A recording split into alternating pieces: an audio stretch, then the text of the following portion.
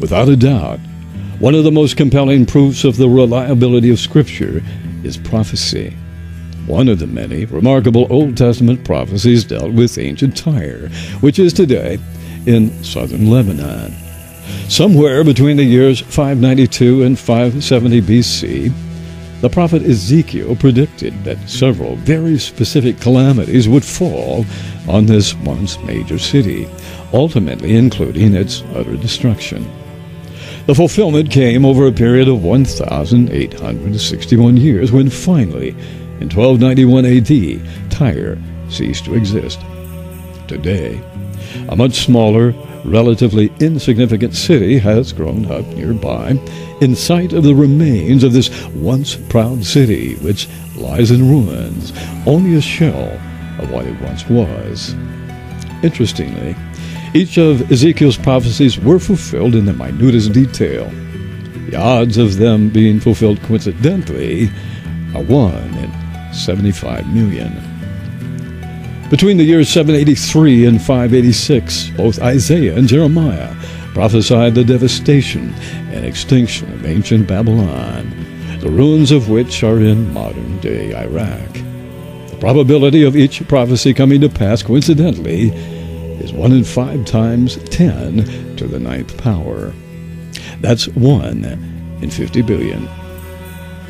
Probably the most remarkable prophecies are the 300-plus Old Testament prophecies that speak of the Hebrew Messiah, Jesus Christ, his ancestors, his virgin birth, believed not only by Christians but by Muslims as well, his place of birth, his pre-existence, the piercing of his hands and feet in crucifixion, an unnatural midday darkness as he hung on the cross, his miraculous resurrection. These and hundreds more prophecies, clearly beyond human control, were fulfilled by Jesus Christ exactly as predicted. Remarkably, all of these prophecies were made before 430 BC, which marks the close of the Hebrew Old Testament. Given the reality that fulfilled prophecies are by their very nature supernatural, critics refuse to accept the dating of most prophecies. With no solid evidence to support their claims, they choose to late date Old Testament prophecies. For example, if a prophecy known to have been made by Isaiah in roughly 700 BC was historically fulfilled in 500 BC, they would turn the prophecy into history, insisting that Isaiah spoke the prophecy in 500 BC. Unfortunately for the critics, they can, if they choose, ignore the evidence and late date many Old Testament prophecies to avoid the supernatural implications. They cannot, however, late date the prophecies of Jesus. For it is a known fact that the Old Testament was translated into Greek by the year 246 BC in what is called the Septuagint. Even by late dating, at the very least, Old Testament prophecies pointing to Jesus had to have been given 246 years prior to their fulfillment. Now, what are the odds of Jesus accidentally fulfilling, say, 8 of the 300-plus prophecies? Peter Stoner, Professor Emeritus of Science at Westmont College, has calculated the probability to be 10 to the 17th power. That's 10 followed by 17 zeros. To illustrate how large 10 to the 17th power is, Stoner gave this illustration. Imagine covering the entire state of Texas with silver dollars to a depth of 2 feet deep.